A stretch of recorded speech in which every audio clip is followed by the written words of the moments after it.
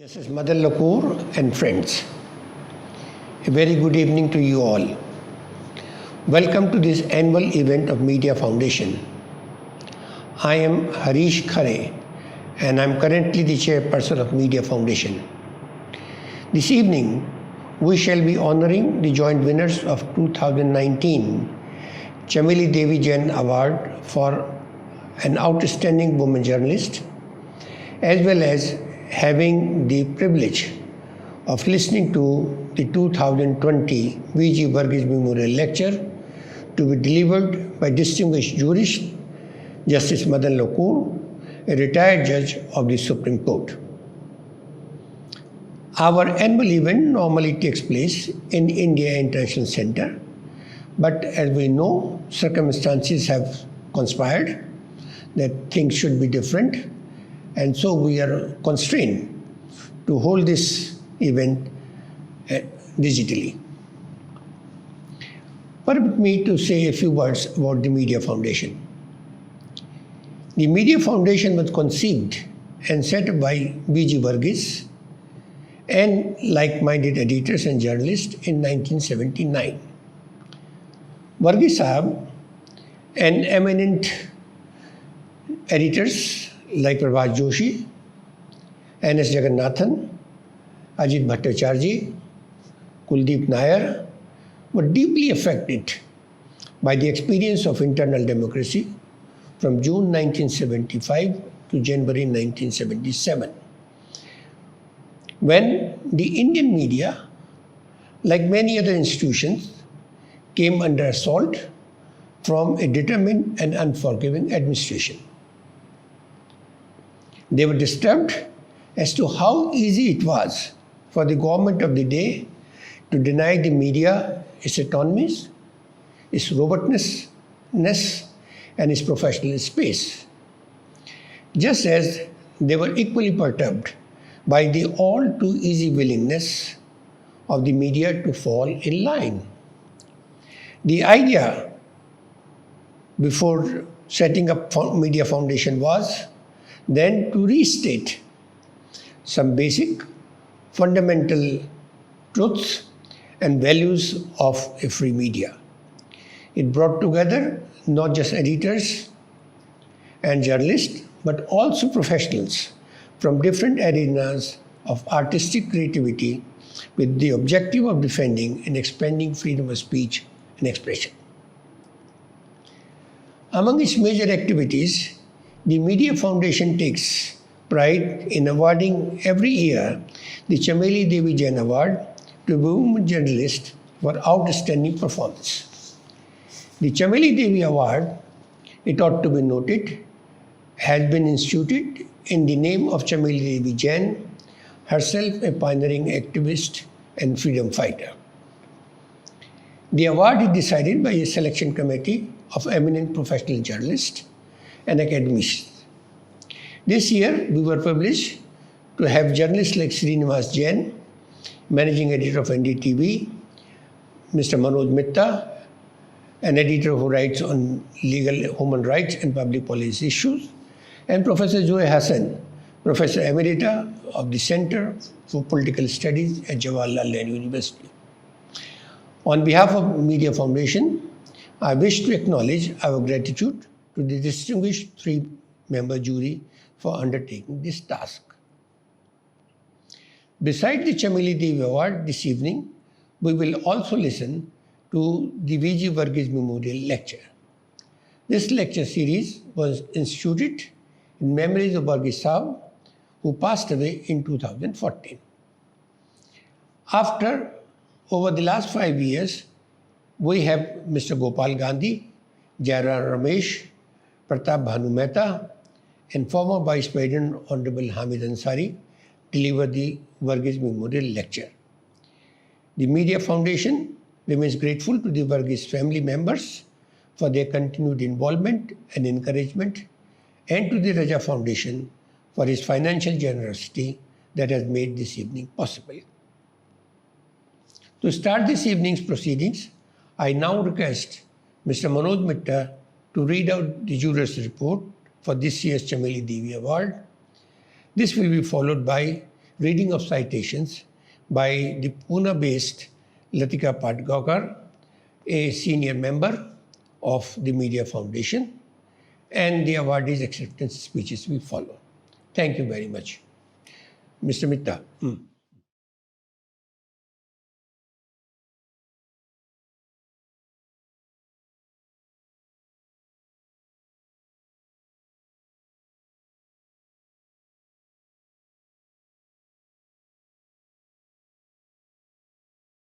The jury is happy to declare Rohini Mohan and Arfa Khanum Sherwani as joint winners of the 2019 Chameli Devi Jain Award. This rare departure from the practice of selecting a solitary winner is a reflection of the high quality of entries received for the journalistic work done in the rather turbulent year of 2019. In another rare gesture, the jury makes honorable mention of a third journalist, Rukmini Srinivasan. For its sheer ingenuity and tenacity, Rohini Mohan's reportage on the NRC exercise in Assam sets a new benchmark for investigative journalism. In the tradition of the Fourth Estate, Rohini's meticulous research on the ground, her humane engagement with the affected people, and her analysis of the arbitrary conduct of the institutions involved have yielded findings that have proved to be extremely insightful and far-reaching. Arfa Khanum Sherwani excelled in reporting from conflict situations in Kashmir and Uttar Pradesh. Through her online videos in Hindi, including field reports and studio discussions, Arfa displayed exceptional courage and empathy in giving voice to people on the margins and holding authorities to account. Her work is marked by a deep and nuanced understanding of the issues that dominated the year. Rukmini Srinivasan deserves special recognition for pushing the boundaries of data journalism in India, for the imaginative manner in which she responded to a wide range of events by mining data and making little-known connections. Rukmini's stories were eye-openers, often counterintuitive as well. She has used data not just as cold numbers, but to shine a light on social injustices. These three journalists were picked from a total of 42 entries for what has been, right since its inception in 1982, the foremost award for women journalists. While most of the entries were from those practicing journalism in English, there were a few from their counterparts in Hindi, Malayalam, Odia, and Telugu. The nominees range from the head of a news portal to a noted TV news anchor, from those beginning to make a mark to those who have already received several awards. The nominees were from across the country, as evident from the three selected at the end of the challenging process of evaluation. Rohini is from Bengaluru, Arfa from Delhi, and Rukmini from Chennai. The jury records its deep appreciation to all the nominees for their remarkable achievement in doing journalism of a high order at a time when the credibility and freedom of the media have been increasingly under attack. They are a cause for hope and celebration. Latika Patgaonkar in Pune will now read the citations. Thank you.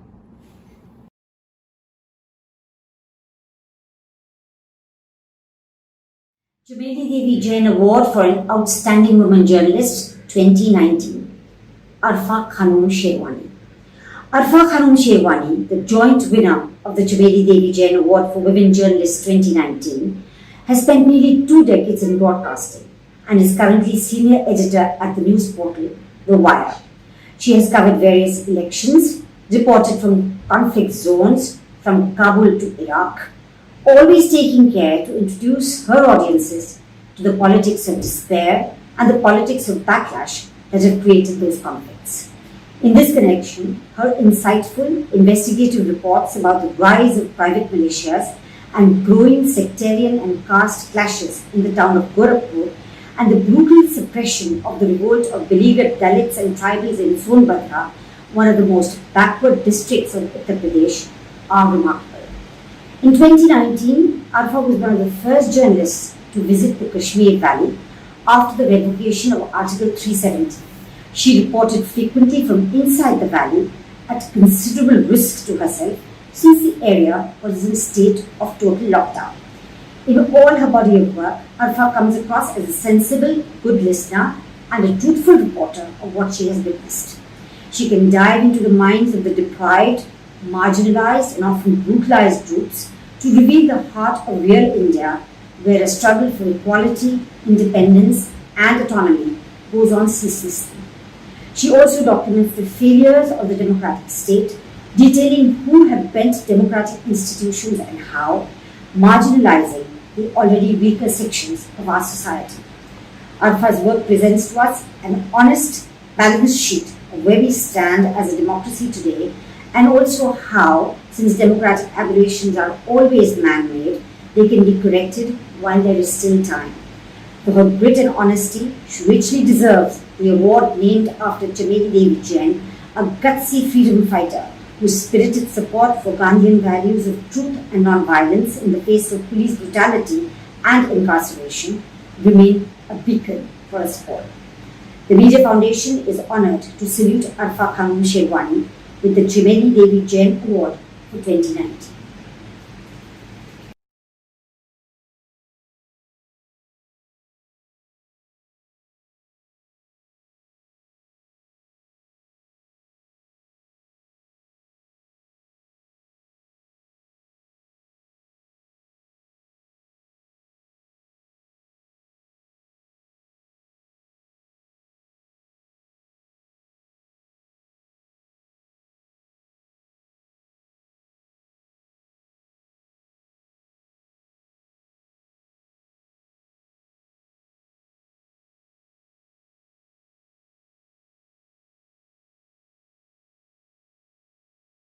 Today is a day of great happiness for me. I'm humbled. Thank you for this tremendous honor. This award comes at a time when the government is strengthening its control over information. Instead of upholding transparency during the pandemic-induced crisis, it is muzzling reporters, suppressing free speech, and criminalizing dissent. False cases, frivolous FIRs, police violence, and the use of investigative agencies. These are some of the methods being used to intimidate independent media in India and suppress the truth. All this to deprive citizens of their right to be informed about what is happening around them. While there have been attacks on press freedom before, what is different this time is that a section of media has literally become an extension of the government's propaganda machinery. But there are others, journalists and media platforms who at great personal risk are still questioning the government, reporting the facts and raising the concerns of the marginalized sections. And for this, they are often portrayed as enemies of the state. तो इस घुटन भरे अंधेरे खौफनाक माहौल में कैसे कोई पत्रकार अपना काम करेगा? क्या भारत में पत्रकारिता की मौत नज़दीक है? मैं कहती हूँ यही तो वक्त है जब हम पत्रकारिता की वो किताब, वो पवित्र किताब फिर से उठाएं जिसके हर पन्ने पर ये जड़ा हुआ है कि हम और हमारा काम कितना ज़रूरी है। ये हमारे पेशे का महत्व और ज़रूरत ही तो है कि सत्ता अपनी पूरी ताकत और अहंकार के साथ हमारी आवाज़ कुचल देना चाहती है। यही वो ज़रूरत है जो मेरे जैसे पत्रकारों को कंप्लीट ब्लैकआउट के बावजूद सरकार की मर्जी के खिलाफ हर खौफ और ख़तरे की परवाह किए बिना कश्मीर ले जाती है और मैं भारत के संविधान और नागरिक अधिकारों की लाइव हत्या अपने कैमरे में कैद कर पाती हूँ। यही वो जिम्मेदारी है जो भारतीय लोकतंत्र के हाशिए पर रह रहे दलित, आदिवासियों, मजदूरों, मुसलमानों की कुचली हुई आवाज़ों तक मेरा माइक और कैमरा पहुंचता है और उन कहानियों के जरिए लोकतंत्र के सूरज की कुछ किरणें उनकी अंधेरी गलियों और अंधेरे जीवन में शायद पहुंच पाती हैं। लोकतंत्र में यही विश्वास वो एक अदना से नागरिक को वो ताकत दे देता है कि शाहीन बाग की मुट्ठी भर महिलाओं ने सत्ता के अहंकार को चुनौती दी और भारतीय समाज की अंतरात्मा को जगाया। सीमित संसाधन और सीमित पहुंच, द वायर जैसे छोटे मीडिया संस्थानों को की अपनी हदें जरूर हैं, लेकिन हम अपनी हदों की परवाह नहीं करते, अपनी जिम्मेदारी और ज़रूरत को पहचानते हैं। हमारी जवाबदेही किसी नेता या सेठ के प्रति नहीं, उन करोड़ों पाठकों और दर्शकों के लिए है जो स्वतंत्र पत्रकारिता का समर्थन करते हैं। और इसका एक खास उदाहरण मैं आपको देना चाहती हूँ कि किस तरह से हमारे दर्शक हमारा समर्थन करते हैं कि YouTube के कमेंट सेक्शन में नीचे कई बार मैंने दर्शकों को देखा, उन्होंने कहा कि 200 रुपया महीना हम आपको देते हैं, असम के हमारे फलां इलाके से आपने खबर अभी तक कवर क्यों नहीं की है, या छत्तीसगढ़ के आदिवासी बिल्कुल इलाके की एक महिला, एक लड़की लिखती है कि मैं अपने पॉकेट मनी से 100 रुपये आपको हर महीने पे करती हूँ, मेरी खबर अभी तक क्यों नहीं चली है। इसलिए हमारी जिम्मेदारी सिर्फ हमारे पाठकों और दर्शकों के प्रति है। इसलिए हम जानते हैं कि हमारे लोकतंत्र के जिंदा रहने के लिए जरूरी है मीडिया का जिंदा रहना, उसके जमीर का जिंदा रहना। जरूरी है सत्ता की आंख में आंख डालकर सवाल पूछना। जरूरी है ताकत के नशे में मदमस्त निरंकुश होते शासकों को उनका राजधर्म याद दिलाना। जरूरी है नफरत और बदले की भावना के गहरे कुएं में धकेल दी गई एक पूरी पीढ़ी को आवाज लगाना और याद दिलाना कि ये लोकतंत्र हमने कितनी मेहनत, कितनी मशक्कत से अर्जित किया है। इस लोकतंत्र की इमारत को खड़ा करने में हमारा खून पसीना लगा है। देश का सबसे गरीब नागरिक एक एक ईंट बनकर इस इमारत में लगा हुआ है। ये देश राजनीतिक पार्टियों का नहीं, हमारा और आपका है। सरकारें आती जाती रहेंगी, आती जाती रहेंगी, आती जाती रहती हैं। ये देश हमेशा था, हमेशा रहेगा। मुझे खुशी इस बात की है कि मुझे इस सम्मान के लिए चुना गया, लेकिन मुझसे कहीं ज़्यादा मेहनत और ख़तरा उठाते हैं कस्बों, गांव देहात में छोटे कहे जाने वाले वो पत्रकार जिनका काम मुझसे कहीं ज़्यादा बड़ा है। ट्विटर, फेसबुक पर उनके लाखों फॉलोअर्स तो नहीं हैं, लेकिन वो बड़े खतरे उठाकर खबर का एक छोटा सा टुकड़ा आप तक लेकर आते हैं। इन्हीं पत्रकारों की बदौलत भारत में पत्रकारिता जिंदा है। ये अवार्ड पाकर मेरी खुशी इसलिए भी दोगुनी हो गई है कि ये सम्मान सिर्फ मेरा नहीं बल्कि हिंदी पत्रकारिता का भी है। गर्त में जाती पत्रकारिता यूं तो भाषाओं की सीमा को नहीं पहचानती, लेकिन इस दौर की पत्रकारिता का जब इतिहास लिखा जाएगा तो हिंदी के टीवी पत्रकारों के लिए अलंकार ढूंढने मुश्किल होंगे। साथ ही मैं इस अवसर का इस्तेमाल करना चाहती हूँ ये अपील करने के लिए कि टीवी के पत्रकार अपने पाठकों और दर्शकों के प्रति अपने कर्तव्य के बारे में एक बार फिर से जरूर सोचें। So is independent journalism dead in India? This may be largely true for media controlled by big money and the government. But the fact is that there are many journalists who are ready to stake everything to fulfill their duties, and there are millions of people who have been coming forward to support independently run media houses like The Wire. This is proof that the public wants free media and is willing to put its faith and money into it. So precisely this model of a public supported media organization is the future of journalism in the largest democracy of the world. Once again, thank you very much for this honor. I want to dedicate this award to the people of Kashmir and the women of Shaheen Bagh who have been the single largest influence on my journalism this year. I also want to thank The Wire's editors for providing me the platform and having faith in my work, and I want to thank all my colleagues in our small but stellar video department. And last but not the least, my family that has been a pillar of strength for me, my parents, my husband and my children. It wouldn't have been possible without their support. Chameli Devi Jain Award for an Outstanding Woman Journalist 2019. Rohini Mohan. Rohini Mohan is being jointly presented the Chameli Devi Jain Award for an Outstanding Woman Journalist 2019 for exceptional reportage from Assam on the events around the controversy over the citizenship issue. Her work is characterized by two essential qualities of a good reporter: integrity and perseverance.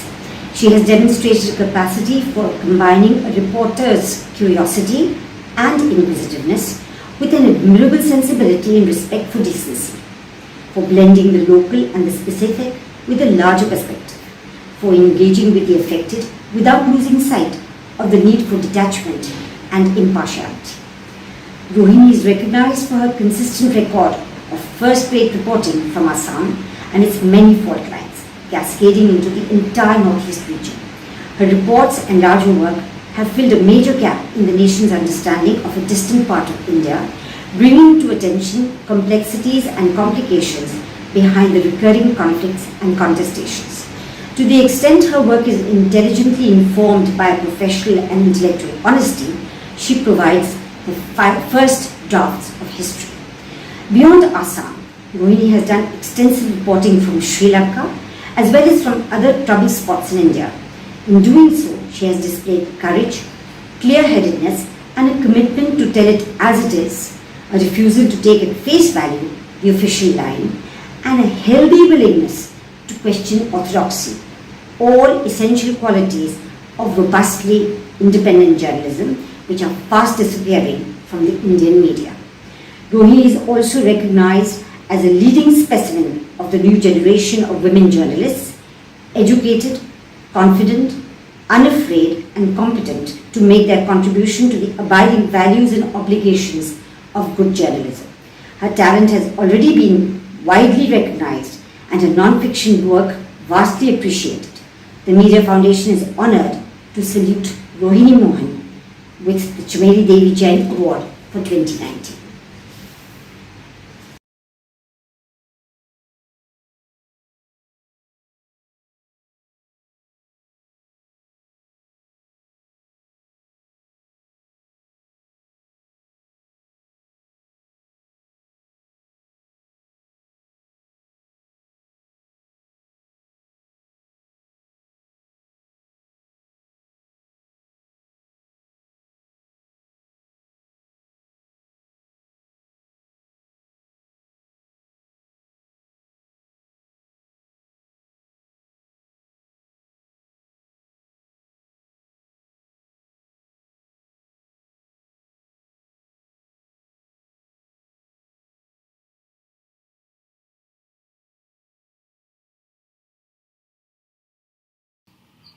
Thank you so much for the Chameli Devi Jain Award. I spent most of the last 2 years reporting on the citizenship issue, how it functions and how it impacts people in Assam, and also how it impacts the rest of the country. Thank you so much for acknowledging this work. It's extremely encouraging. As an independent journalist, I wrote on the issue for 8 publications over 1 year. I must thank all the editors and publications who demanded newer angles and stronger stories, especially Vice News. They carried my investigation into foreigners' tribunals in Assam. The verdicts that I got through RTIs showed how dangerously biased and arbitrary the functioning of the tribunals are. It was an attempt to merge data journalism with ground-reported narrative, and I'm honoured that it is recognised today. I am deeply honoured, but honestly, I just don't think that I've done enough. Every time a story is praised as brave or important or award-worthy, I know how many of us journalists look at who it has helped on the ground. Has it helped anyone at all concretely? Has it undone a law? There were massive protests across the country against the National Register of Citizens and the Citizenship Amendment Act that openly discriminates against Muslims. But today, there are detentions, intimidation, and charges of rioting against the peaceful organizers of these very protests. Our reporting on these issues does expose how flimsy these accusations are and throws more proof at the world, but it's also sometimes the source of a paralyzing cynicism. Sometimes it seems that journalism is done for its own sake. When you see unbearable injustices like the disenfranchisement of people or obvious undeserved hardship like migrant workers faced after an overnight lockdown, reporting gives a sense of purpose and writing or expression gives a sense of release. Sometimes I wonder if that's all it's about. Even when a story exposes injustice, even when it is in public interest, one story rarely changes anything, and one journalist changes nothing.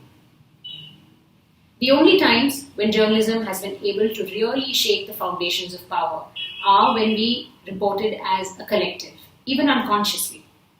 When more than a dozen usual suspects zero in on injustice and keep the pressure up from all sides with daily reports, in-depth reports, follow-ups, video, audio, fact checks, data journalism. Like many are doing now to cover the brutal rape in Hathras and the prevalence of upper caste violence against Dalits. We did it for the citizenship issue, as reporters from across states and languages explored how it works, what it will do, who it will affect most. In Assam first, and then after the Delhi riots, I saw young reporters working as a collective. I was part of them sometimes, sharing costs and contacts, protecting each other, talking through their confusions. Journalists who cover the environment, for instance, do it all the time. Working like this makes it easier to ignore the abuses that come our way, like being called Latin's journalist or JNU wale, which anyway describes so few of us. There are external forces which are already making it harder for us reporters to simply do our jobs. Media organizations don't want to spend money on field reporting. Hundreds of my fellow journalists have lost their jobs this year in the middle of a pandemic. Many others are facing criminal charges for what they've said or written. And journalists working in Jammu and Kashmir find their hands tied by the state in ways that we can't even imagine. As a working field reporter, I say to people with money, intellectual curiosity, and ethics, please invest in investigative projects and independent journalists. For my investigation on the foreigners' tribunals, Type Investigation provided editorial and financial support. Without it, I couldn't have spent the time I needed on my story. They gave me not just funds, but also fact checkers and an editor that I could call at the end of a reporting day. They would have given me legal support if it came to that. Lack of financial and legal support knocks the wind out of public interest journalism and forces the burden of courage and bravery on committed and already poorly funded journalists. We need more journalists to throw ourselves at public interest stories with solidarity and healthy competition. We need to drown out the anchors and talking heads who never leave their studios. We need more reporting from the ground, from a variety of voices, and not just English language upper caste journalists like me. And for that, we need holistic investment in Indian journalism and Indian journalists. For powerful projects, for reporters writing in Hindi, Tamil, Marathi, and other languages. And basic, decent support for those facing litigation. Like many of my peers, I spend more time thinking about the stories that we haven't done than feeling good about the ones that we have. What this award actually does is remind me that I was part of a rare harmony of reporting on the citizenship issue. It was sensitive, humane, and persistent. It also reminds me that we need so much more of that. Thank you once again for the recognition. Chameli Devi Jain Award for an Outstanding Woman Journalist 2019, Honorable Mention, Rukmini S. The Chameli Devi Jain Award aims to promote excellence in journalism through recognizing the work of outstanding women journalists. The members of the jury for the Chameli Devi Jain Award 2019 decided to acknowledge Rukmini S for an honorable mention for her sharp and analytical journalistic work. Rukmini skillfully handles data to analyze complex issues and provide insightful reports on those issues. Her work is not only marked with meticulous research, but is well contextualized. Her ability to interpret dry data into interesting stories on contemporary issues is exemplary. Her data-driven journalism deals with topics and issues that do not attract the attention of mainstream media. Rukmini's work has focused on issues of critical importance. These issues range from displaying the ways in which state policies impact the marginalized and poorer sections of society, what are the factors that motivate voters, the masculinization of Indian workforce, to statistics on sexual violence. Her data-driven approach for election coverage has added a new, more credible way through which the media covers elections. Through the use of data during the general elections of 2019, Rukmini has sought to illustrate how and why voters make the choices that they do. This has helped to create a whole new awareness about the ground realities of our electoral process. It has also expanded the way elections are reported in the Indian media, going beyond opinion polls and the impressionistic reportage of touring journalists. Rukmini is recognized and honored for the intellectual rigor she brings to unearthing the connections between different sets of data and illustrating emerging trends and the correlations between them. Her stories, using the tools of statistical interpretations, are an example of modern journalism at its best.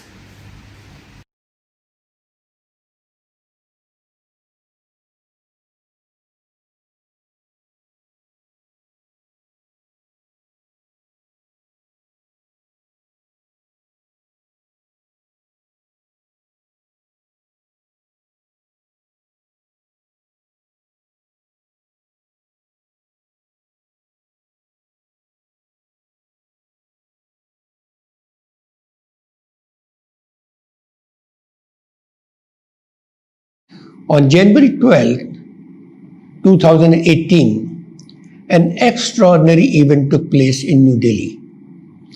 4 sitting judges of the Supreme Court decided to hold a press conference in which they expressed their unhappiness at the manner in which the apex court was discharging its institutional duties. Among these 4 brave judges was Justice Madan Lokor, and we are honored to have him this evening with us to deliver the 2020 V.G. Margir Memorial Lecture. Justice Lokor was touched on the shoulder in February 1999 and was inducted in the country's judicial elite. He began his innings on the bench as a judge of the Delhi High Court. He quickly earned a reputation as a steady and fair judge and was soon elevated first as Chief Justice of Guwahati High Court and later as Chief Justice of the High Court of Andhra Pradesh. In June 2012, he was called upon to join the Supreme Court as a judge. He retired on December 30, 2018. He is presently a judge of the Supreme Court of Fiji. As a judge of Supreme Court, Justice Madan Lokor has been the very embodiment of the finest qualities and venerable traditions of higher judiciary, displaying a quiet dignity, intellectual sobriety, judicial rectitude, unwavering commitment to the court's institutional dharma, and above all, a sense of obligation to strive continuously for creating and sustaining a fair and equitable society. Since his retirement from Supreme Court, Justice Lokor has lent his measured voice to our continued collective quest for a humane social order and a fair constitutional arrangement. It is therefore only fitting that this evening he should be meditating on the topic of preserving and protecting our fundamental rights, freedom of speech, expression, and the right to protest. A most contemporary theme, I should add. And as we have just heard from winners of the Chameli Devi Awards, it was never as difficult as it is now for citizens to express dissent, for activists and political cadres to exercise our right to protest, and for journalists to carry out the simple, basic task of a reporter, that is, to bring to light what is happening in our society and polity. Today, we are still trying to come to grips with what has happened in Hathras in Uttar Pradesh. Medieval animosities and prejudices continue to get privileged over notions of human dignity, and much to our dismay, because of electoral political calculations, we continue to find arguments and alibis to condone the brutal violation of basic constitutional promises and guarantees. What has happened in Hathras is just one ugly reminder, a very ugly reminder, indeed, of the mauling of republican virtues and democratic rights and liberties. Worse, we have been reminded once again of the state's capacity and its willingness to brazen it out, to come down heavily on anyone questioning its priorities and prejudices, and to demonstrate unapologetically its authoritarian proclivities. In all fairness, it must be noted that authoritarian itch never goes away. Sometimes it gets subdued, sometimes it goes into hibernation, awaiting the right moment to raise its ugly head once again. It is the task of conscientious public intellectual to keep reminding us of who we are, of what we have long ago committed ourselves to be, and more importantly, what we do not want to become. It is the task of public intellectuals like Justice Lokur to reiterate the details of constitutional compact and our social contract to build a fair society, an equitable social order, and a joyfully creative and questioning political culture. We must remind ourselves of our collective duty to remain unafraid of the minatory policeman, unintimidated by the overbearing magistrate, and uncompromising in our democratic beliefs and values. It is in this spirit, it is my pleasure now to call upon Justice Madan Lokur to deliver this year's BG Memorial Lecture. Justice Lokur. Thank you, Harish, and good evening, distinguished guests. It is an honor to have been asked to deliver this year's Varghese Memorial Lecture. BG Varghese, or George to his friends and St. George to his admirers, was one of the most respected names in post-independent Indian journalism. He was also a classic specimen of the classic newspaperman anywhere in the world familiar with free press. A man of impeccable professional integrity, committed to society's well-being, and an editor unafraid of the powerful in and out of government. And it is most befitting that the Media Foundation keeps alive the values Varghese Saab cherished by way of an annual lecture series in his name. This evening, I wish to address a gradual erosion of one of our most precious fundamental rights, the inalienable right to freedom of speech and expression, an erosion that is leading to the gradual destruction of our human right to dissent and protest. This lethal cocktail is adversely impacting the liberty of all those who dare to speak up. Article 21 of our Constitution, the right to life and personal liberty, is under a silent threat, and we all know the consequence of losing our liberty. Simply put, we will cease to be a democratic republic. Of course, our fundamental rights cannot be absolute, and so our Constitution has placed a few reasonable restrictions on the right to free speech. Yet, it is important to note that these restrictions can be imposed only by law, enacted by Parliament, and the restrictions have to be reasonable. Our freedom of speech is being eroded and mauled through twisting and turning the law, if not abusing it altogether. The law needs to be objectively interpreted, but subjective satisfaction has taken over and the consequences are unpalatable. Dissent or expression of a different point of view has become an issue to the extent that bona fide speech sometimes becomes a security threat.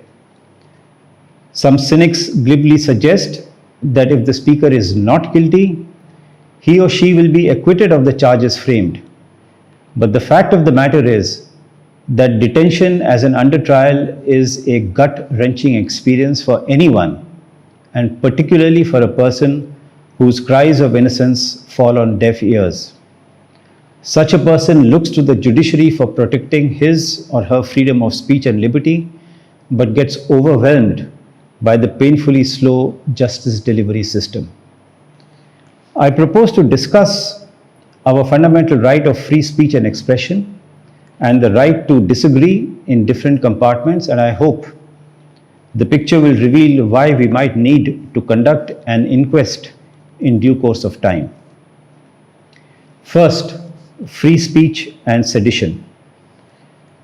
Ours is a country governed by the rule of law. So let us first appreciate what the law has to say on some aspects of freedom of speech.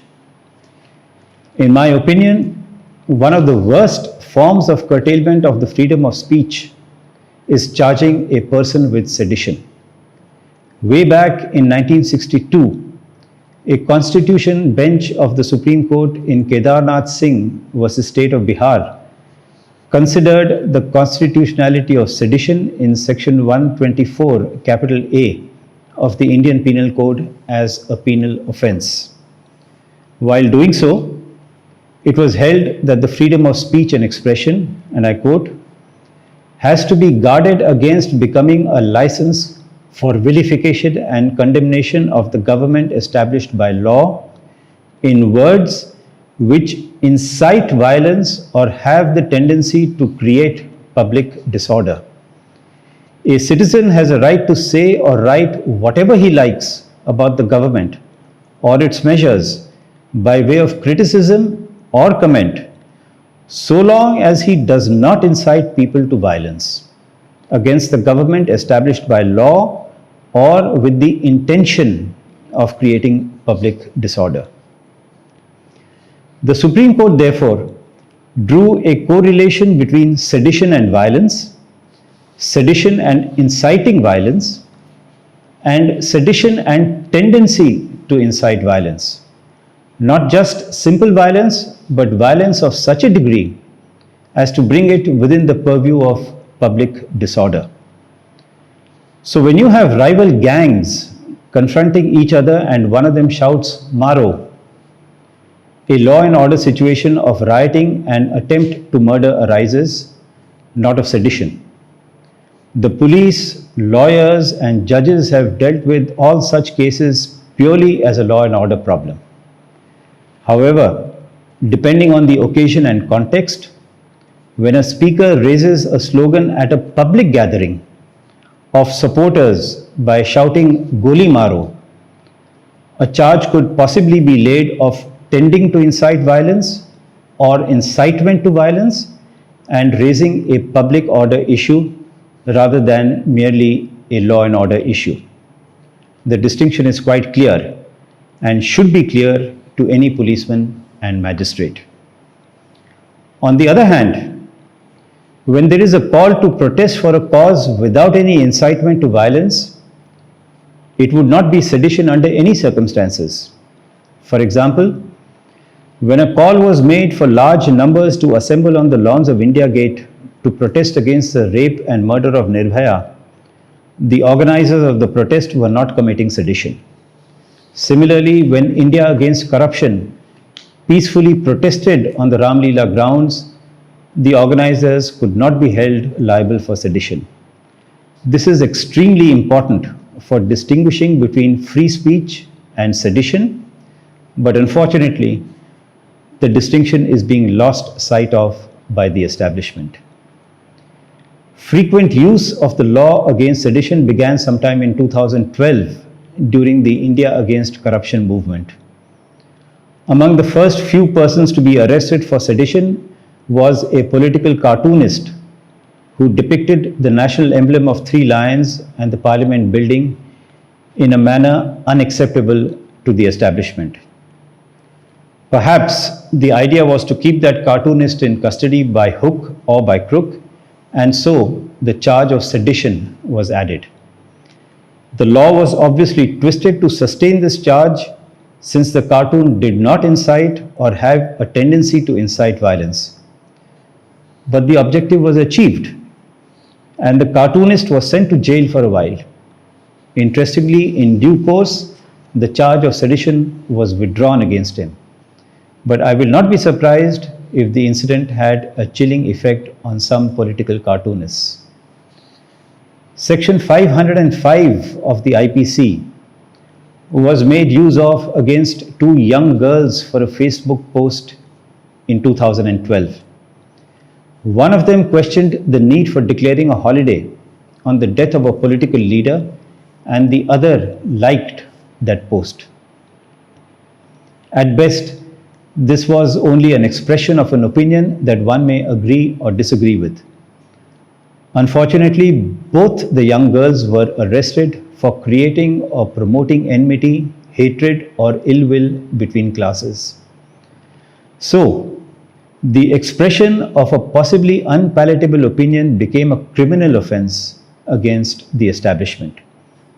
The Facebook post caused anguish among supporters of the political leader, and they vandalized the hospital of the girl's uncle. An innocent tweet led to 3 consequences: silencing the young girls and perhaps many others who held the same or a similar opinion, sending a chilling message to others to be careful about voicing opinions, and finally, imprisonment and damage to personal property. In one word, tweet at your own risk, a lesson that the Supreme Court sought to teach Prashant Bhushan quite recently.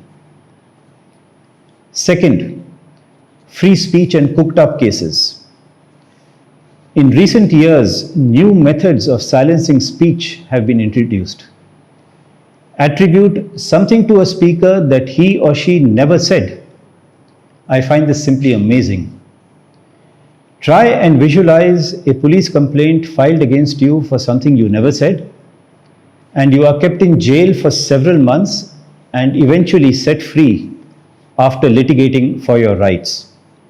Imagine the trauma that you and your family would have to go through, and on the other hand, the police gets away without even a censure. Well, this has actually happened. A doctor delivered an address to students of the Aligarh Muslim University criticizing the Citizenship Amendment Act and the National Register of Citizens. More than a month later, he was arrested for making an inflammatory and provocative speech. About 10 days later, he was granted bail but was not released for reasons that are not clear. However, immediately thereafter, he was kept in preventive detention under the National Security Act by an order issued on 13th February 2020. This is a draconian law and entails detention without trial and is based on the subjective satisfaction of the detaining authority who makes a prognosis of the future activity of the detenue. In other words, the detaining authority says that he or she is satisfied on the basis of past conduct that the detenue is likely in future to act in a manner prejudicial to the security of the state or to the maintenance of public order. By a judgment and order passed on 1st September 2020, the Allahabad High Court quashed the detention order. Almost every procedure known to law was violated. Additionally, on a limited judicial review of the grounds of detention, the Allahabad High Court concluded that the detenue was alleged to have said things which he did not.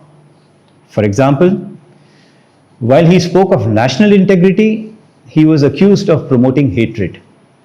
While he deprecated violence, he was accused of promoting violence. This is a classic instance of cooking up a case against a person with the intention of putting him behind bars for several months. Another recent case on the same subject of attribution is that of a student activist, accused, among other things, of attempt to murder and making an inflammatory speech and inciting violence. The offending speech was made by her on 25th February 2020, and she was arrested 3 months later on 25th May 2020. The Delhi High Court granted her bail after another 3 months by a judgment and order dated 1st September 2020. And while granting bail, it was noted that the prosecution had failed to produce any material that she, in her speech, instigated women of a particular community or gave a hate speech. Admittedly, the High Court said, agitation was going on since long. Print and electronic media was present throughout, in addition to cameras of police department, but there is no such evidence which establishes that the alleged offence has taken place on the act done by the petitioner, except some statements recorded under section 164 of the CRPC. These cases, and there are others, lead to a frightening inference that if a citizen exercises the freedom of speech and says something that is not even distasteful, yet he or she can be arrested on the basis of a fairy tale and will have to go through a long drawn process for being set free.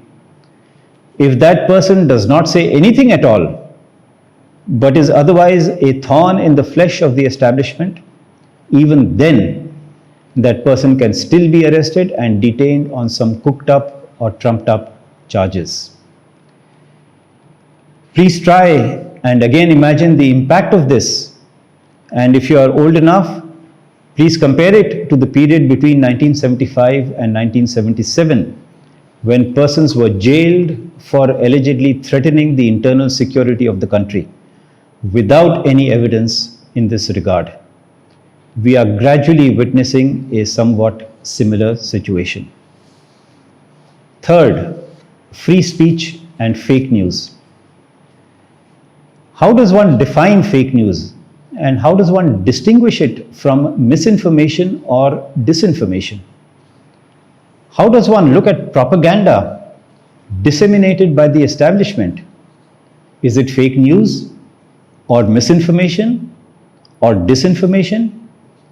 Would it invite a charge of sedition against the purveyor of that propaganda?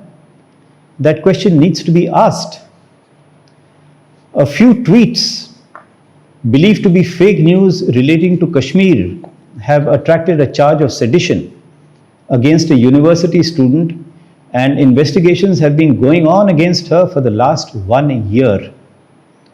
The student tweeted to the effect that the army was entering houses at night, picking up boys, ransacking houses, and deliberately spilling rations on the floor. She also alleged that 4 men were called into an army camp and interrogated. Read tortured. The allegations were denied as baseless by the army, and it appears that it had closed the matter and no complaint was filed against her for the tweets. However, some public-spirited person lodged a police complaint alleging that this was a case of fake news that excited disaffection towards the government established by law and is therefore sedition. On this basis, the issue has been kept alive by the police for more than a year with no effective result as yet. The army has closed the matter, but the police is still at it. 3 questions arise from this episode.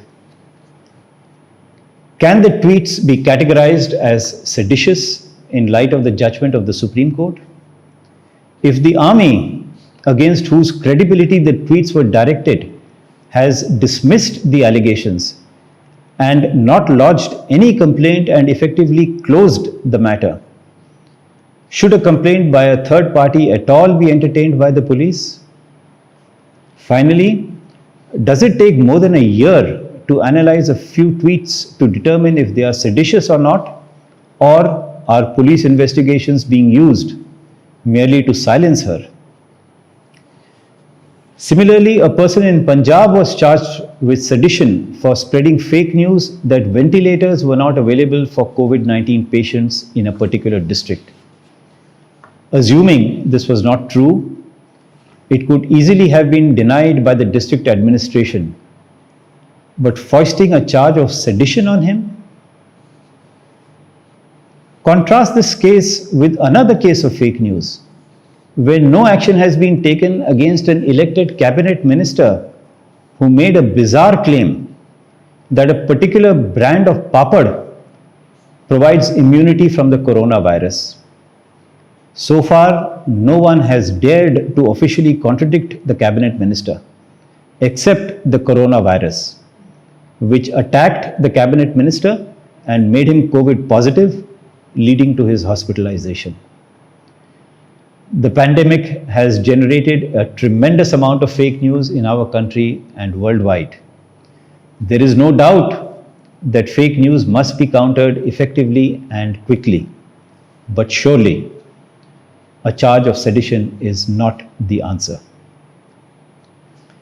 Apart from a vague definition of fake news and its subjective interpretation, these cases show that the establishment prefers to act against the weak and defenseless with what was recently described as an iron hand, rather than against the privileged who can get away by saying anything.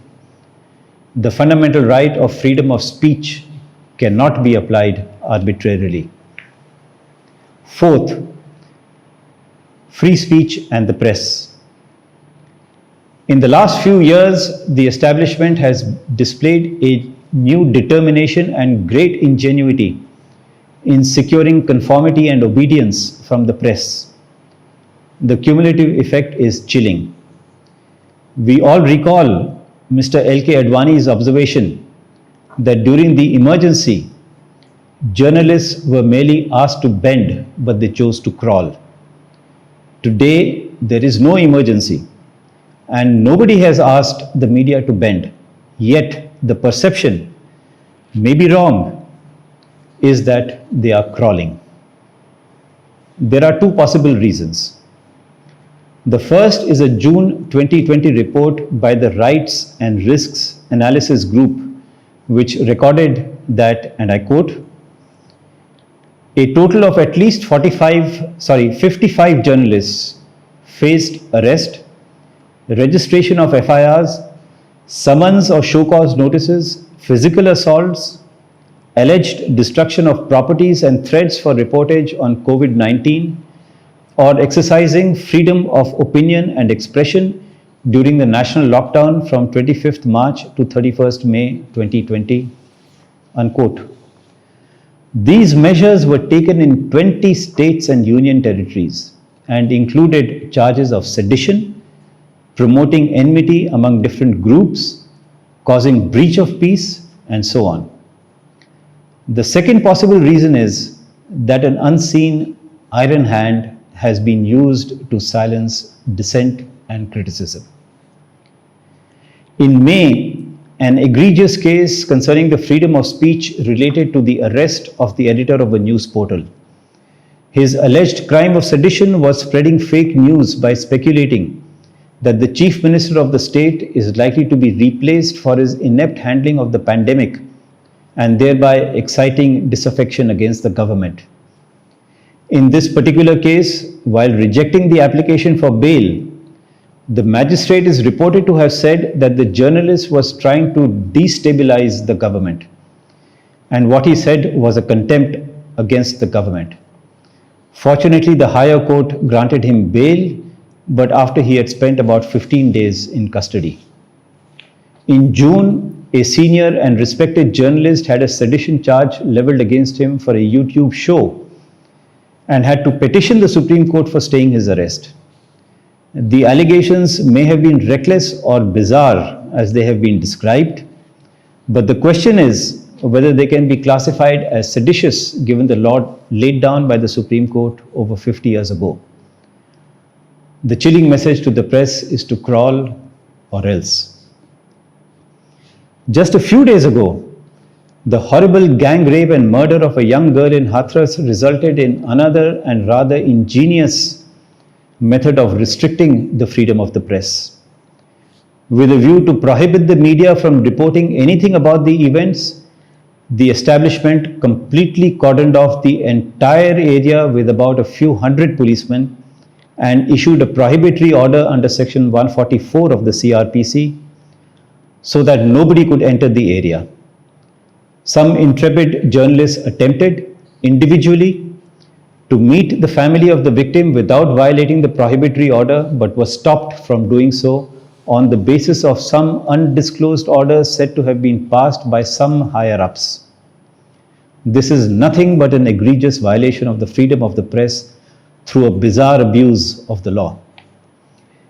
Everyone is hearing and seeing what is going on, but is anybody listening? The other question to be asked in this context is, can any serious journalist function fearlessly if an opinion expressed, however absurd or bizarre, leads to arrest and a charge of sedition, followed by a long-drawn battle in the courts? Can such serious charges be leveled so casually? And remember, a free press is the fourth pillar of democracy. Fifth, weaponizing the sedition law. The National Crime Records Bureau started keeping a record of sedition cases in 2014 and every year has seen a spike in sedition cases. The number reached a high of 70 cases in 2018. Figures for 2019, recently released by the National Crime Records Bureau, revealed that 93 cases were registered. That is about a 30% increase. Almost every state seems to have weaponized sedition as a means of silencing critics, and the numbers are increasing. Any statement is good enough for a sedition case. And this is not just in a few states, it is in almost every state and union territory. On 31st October 1984, the day Mrs. Indira Gandhi was assassinated, two public servants shouted, "Khalistan Zindabad." The atmosphere in the country was charged, and yet the Supreme Court held that this did not amount to sedition. The Supreme Court held, and I quote, "It does not appear to us that the police should have attached much significance to the casual slogans raised by two appellants a couple of times and read too much into them.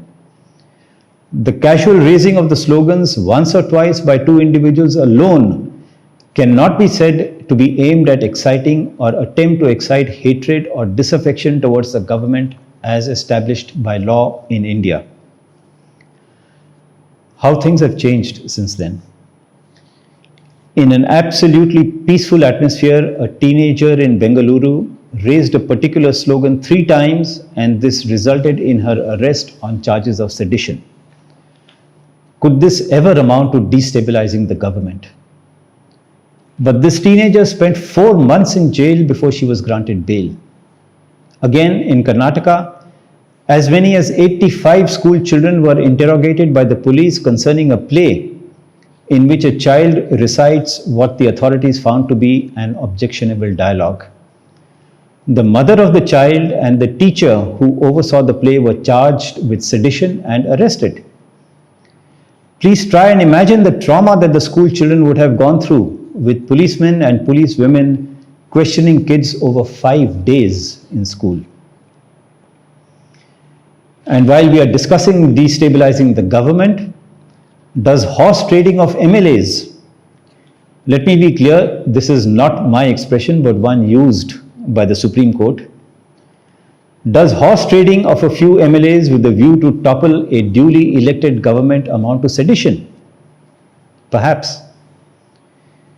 In July, the Special Operations Group in Rajasthan filed FIRs against 6 MLAs for sedition, but because they had indulged in horse trading with a view to topple the government.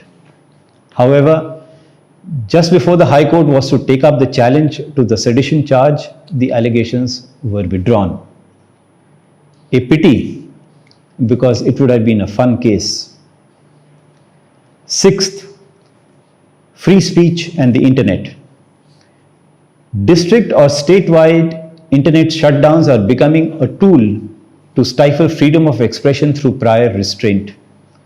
Shutdowns are effected through blanket orders under the guise of preventing breach of peace. In most cases, they are deployed when the authorities apprehend that people may exercise their fundamental right to freedom of expression to organize a peaceful protest that is critical of the state. An internet shutdown is a highly disproportionate response since it affects everyone who uses the internet for professional reasons, for communicating with family or friends, for access to education, medical facilities, and so on. In December 2019, there was an internet shutdown across all districts of Assam, and mobile internet was suspended for almost a week. While striking down the shutdown, the Guwahati High Court noted, mobile internet services now play a major role in the daily walks of life. So much so, shutdown of the mobile internet service virtually amounts to bringing life to a grinding halt. The High Court then directed the state to restore mobile internet services with effect from the evening of the same date. In Allahabad, the High Court took suo motu cognizance of the internet shutdown imposed in the city and while issuing notice observed that stoppage of internet services has paralyzed the entire judicial system. In Anuradha Bhasin's case, the Supreme Court in January 2020, while deciding the legitimacy of internet shutdowns as well as physical lockdowns in Jammu and Kashmir, stopped short of declaring access to internet as a fundamental right, but declared that the right to freedom of speech and expression under Article 19(1)(a) and the right to carry on any trade or business under Article 19(1)(g) using the medium of internet is constitutionally protected. In September this year, the Kerala High Court recognized that access to the internet is essential for not only exercise of freedom of speech, but also the right to education. It was noted that the United Nations Human Rights Council had declared that right to access the internet is a fundamental freedom. We have the unenviable record of stifling freedom of speech and expression through maximum number of internet shutdowns and for prolonged periods in any vibrant democracy. In conclusion, I would say that there is no doubt that the fundamental right to free speech is extremely important for any civilized democracy to survive. Similarly, the right to protest peaceably and without arms is also an equally important fundamental right guaranteed to all of us under the Constitution. While it is important for each one of us to exercise our fundamental rights within reasonable limits laid down by law, there is a greater obligation on the establishment to ensure that the laws are not twisted, misused, or abused in such a manner that citizens are deprived of fundamental rights that impact on the liberty of an individual. We have seen several instances of deprivation of liberty with persons having to spend days and sometimes months in jail for remarks that would perhaps not attract any attention, except for the fact that the establishment used draconian laws to silence those dissenting voices and thereby give them traction. It is time for the establishment to realize that the people of this country mean well. And as in any democracy, there are bound to be different points of view. These must be respected. Otherwise, the fabric of our society might disintegrate, and fraternity, one of the key words in the preamble to our Constitution, might just become another dead idea. Thank you and God bless.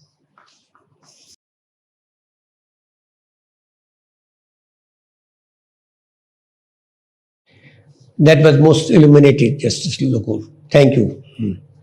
We are in your debt for this evening's powerful dissection of the law and its interpretation and its implementation. I am confident that your reflections will deepen our understanding and will go a long way in helping the citizens assert their legitimate rights and reassert their right to protest and right to have their voice heard. We appreciate you taking so much time out for us. In fact, indulging us twice, once last March and now this evening. On behalf of Media Foundation, I express our profound thanks. I also take this opportunity to put on record our immense gratitude to Shri Ashok Bajpai and the Raja Foundation for so generously supporting activities of the Media Foundation in defense of creative freedom. We are also thankful to India International Center, especially its program division, for hosting us this evening and for continuing partnership with the Media Foundation.